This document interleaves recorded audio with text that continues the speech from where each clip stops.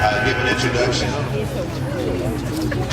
Before I give the introduction, I'd like to also give another round of applause to the members of the Agape Daycare and also the staff and all those who were involved with helping put this program together and helping work with the kids to enable them to do the great job that they did here this morning. Wasn't one day wonderful? Thank you so much. I'd also like to recognize some of your leaders who are standing next to me here today. Two of you, Alderman Andrew Grant and Alderman Olivia Hill. Okay. Now I have the task of giving an introduction of our Grand Marshal, who is no other than Mr. Arthur Tate Sr. Mr. Tate is originally from Carthage, Mississippi, and later moved to Canton, Mississippi in 1964. He is a graduate of Tougaloo College and married to Miss Consuela Smith Tate for 53 years. That's a long time. I think that deserves a round of applause. They are the proud parents of 5 children and 12 grandchildren. In 1968, Mr. Tate opened his first business, Tate's Department Store in Canton, and his second, Tate Furniture, in 1976, which is still in operation. So y'all make sure y'all go shop and get some furniture from there, please. He is a member of South Liberty Missionary Baptist Church since 1968. In 1988, Mr. Tate received the prestigious Medgar Evers Award by the NAACP. This was a noteworthy honor for Mr. Tate, as it was Medgar Evers who served as one of his personal inspirations to begin his life as a public servant. He was honored as Businessman of the Year from the state of Mississippi under the Clinton administration in the year 2000. He was born to be a community servant and has dedicated the majority of his life serving others in his community and his state. Without further ado, I bring to the podium Mr. Arthur Tate Sr.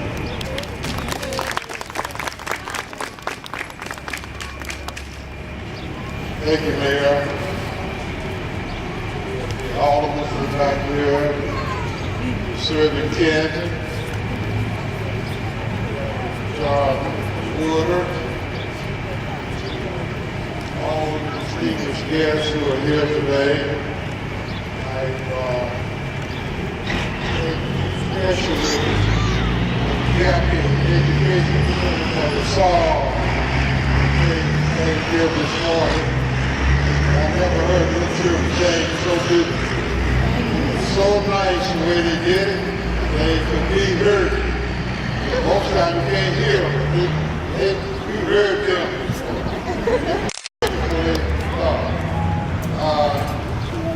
I was standing up here, I had no idea I was going to be making a speech. I thought I was just going to come over here and just ride and sit down somewhere and just enjoy myself. But looking over this crowd, just looking at where we are standing here today, a lot of memories go through my mind that happened on these very grounds here in Canton. Especially that courthouse. That courthouse symbolized so much, and it defined so many things that were happening in this community at this time, during the time that we're talking about. And I'm talking about 1966, back long time ago. To some of you, and not so long to some of you, but the majority who are here know that I was looking over this crowd, 1966, he wasn't even born. So to me, at that time, I was a 27-year-old man who was involved in the movement that was going on at that time. They announced to me while ago that one of the awards that I have received in my lifetime that was so precious to me was the Medgar Evers Award. To receive an award from the Medgar Evers Award was a challenge to me, and it was a recognizing that he was and the things that he stood for. I met him when I was a student at Tougaloo College, and we got along real well because he had some things in mind he wanted to do in this state, and I had some mind as a young student, things that I wanted to do in this state. But in 1966, my mind goes back to the time when James Merritt, who started in Memphis, Tennessee, marching down to the capital of Mississippi, got as far as DeSoto County, where he was shot. It looked like nothing was going to happen.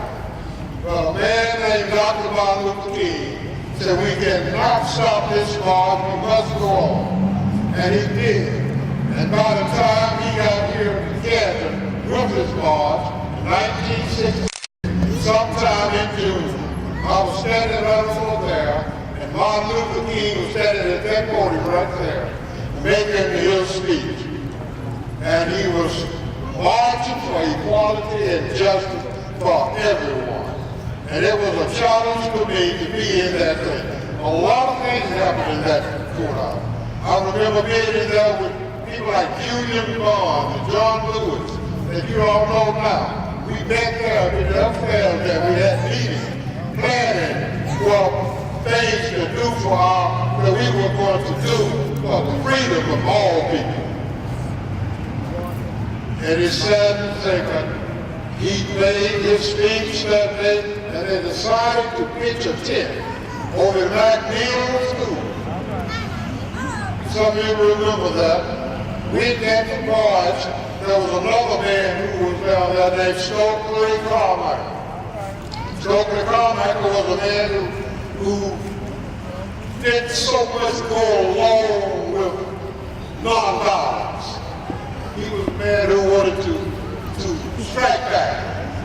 But they decided to go and they were going to pitch a tent over at McNeil School. And we were tear gas and we were run away. And from there, the march continued. So we made it to Jackson, Mississippi, where we started. So this is the thing that we are celebrating. A man who believed in nonviolence. And I'll tell you, nonviolence is the way to go. It is the way that has been taught to us in the Beatitudes, where Jesus said, nonviolence is the way to turn the other cheek.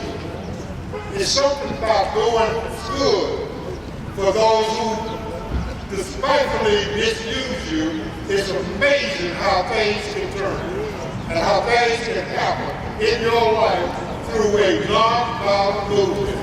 I thank you for the progress that we made in Canton, Mississippi. During the time when I was the president of the NAACP, and I used to make speeches up there. Make speeches, we always would say in Canton, Mississippi, right there, Channel 3 will interview me. I said, what we want is what you want. We want equal rights, we want justice, we want to educate our children, we want to do things that everybody else wants. And when this message got over, nobody could disagree with it. Why nobody wants the same thing that everybody else wants? We want the same thing that you want. And from that move, we have moved on today we have got to the point here now that we can look back at those old days and say what a time we have had and the struggle that we had. It was all worth it. It was all worth the struggle. Because now we look back and look at those days and wonder what happened to them. And most of our people don't know. But let me tell you, as Martin King said, we still have a long way to go. We haven't finished the fight yet. And let's continue to fight hard. And let's remember our leader who gave us the courage to fight on, to hold on, to wait.